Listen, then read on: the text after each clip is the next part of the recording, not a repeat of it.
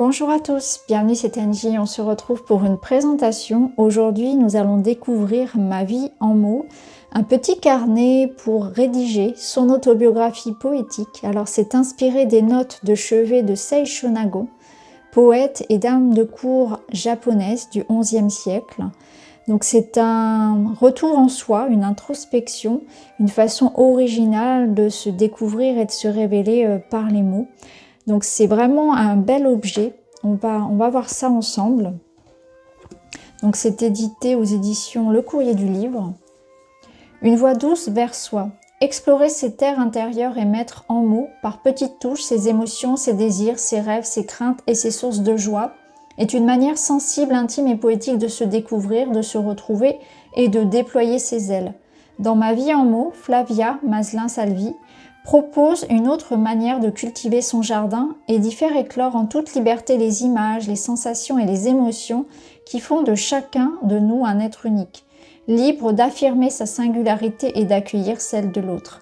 Donc l'auteur Flavia Maslin-Salvi est journaliste spécialisée en psychologie et conseillère éditoriale. Donc c'est aux éditions Trait Daniel, Le Courrier du Livre. Alors on est bien évidemment dans des illustrations, dans une ambiance asiatique, japonaise. Je vais vous lire le sommaire. Donc on a la petite introduction, se tourner vers l'intérieur, se raconter pour se rencontrer, oser déployer ses ailes. Ensuite, les bienfaits de l'écriture de soi. Donc petit inventaire de ces différents bienfaits.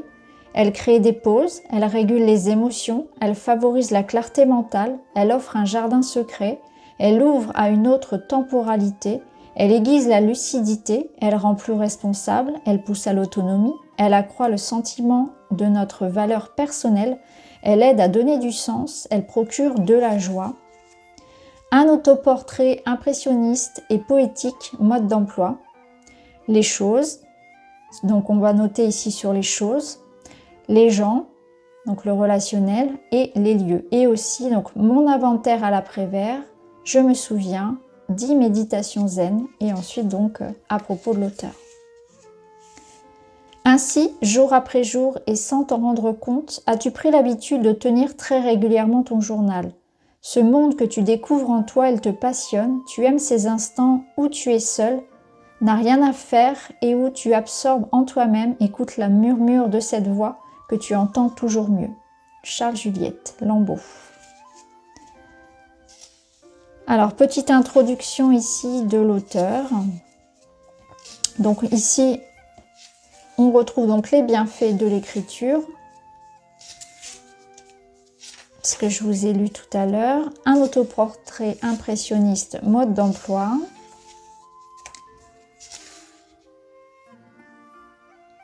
Tout au long de la rédaction, il est important de garder à l'esprit que cette autobiographie ne doit être ni une vitrine ni un miroir embellissant. Elle doit vous refléter dans votre vérité.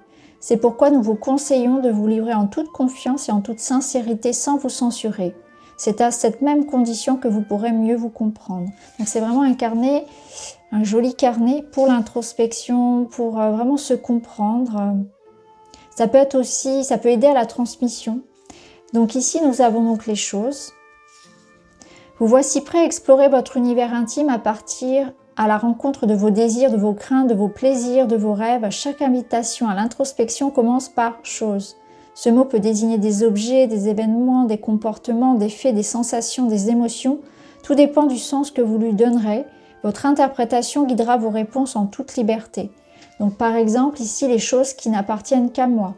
Les choses qui me font voir la vie en couleur, qui me donnent des complexes, qui m'agacent au travail, qui embellissent mon visage, qui me mettent d'humeur sombre, que je néglige, celles qui me mettent d'humeur joyeuse, etc., etc., qui me font rêver, que j'ai découvertes très tard, que je préférerais oublier, que j'aime partager avec mes amis, auxquels je tiens un peu, auxquels je ne tiens pas du tout, que j'aurais aimé qu'on me dise plus souvent,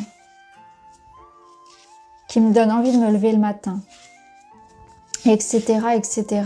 Donc je ne vais pas tout vous lire, je ne vais pas tout vous spoiler. Vous voyez, il y en a quand même beaucoup, toutes ces choses.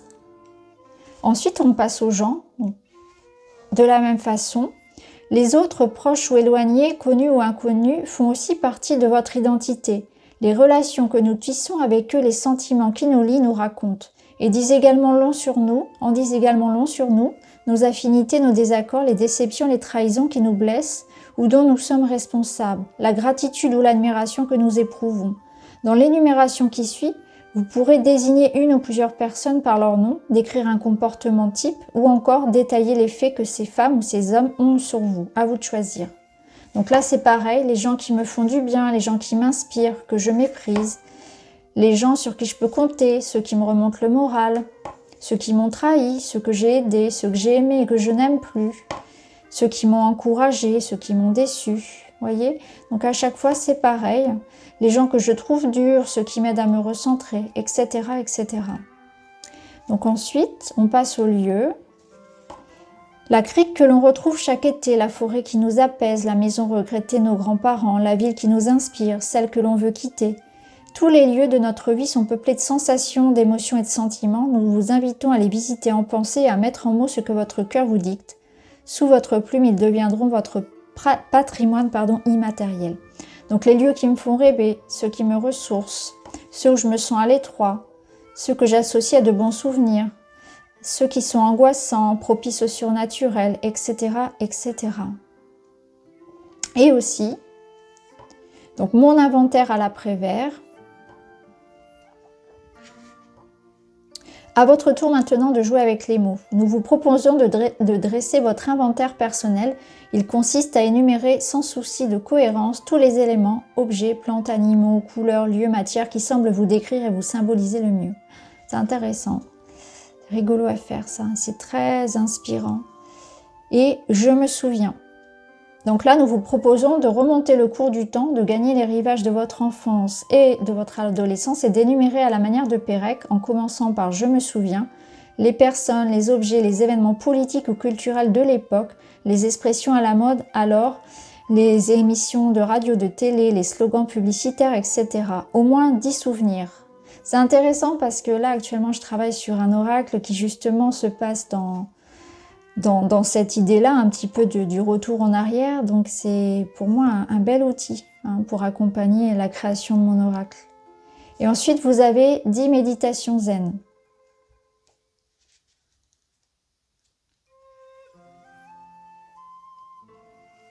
Et vous avez donc à propos de l'auteur. Donc voilà pour ce livre, Ma vie en mots. C'est même pas un livre en réalité, c'est vraiment, en tout cas, c'est votre livre, c'est le livre de votre introspection. C'est plutôt un joli carnet. Alors déjà, moi, personnellement, j'aime beaucoup le Japon, puisque ma fille a une passion pour ce pays. Donc on est très liés à ce pays. Donc je suis déjà très en amour, je dirais, des illustrations. Et ça me parle beaucoup. Dans la période où je suis actuellement, c'est vrai que c'est exactement ce dont j'avais besoin finalement pour accompagner ma créativité. Donc n'hésitez pas à me dire ce que vous en pensez. Je vous embrasse et je vous dis à très vite.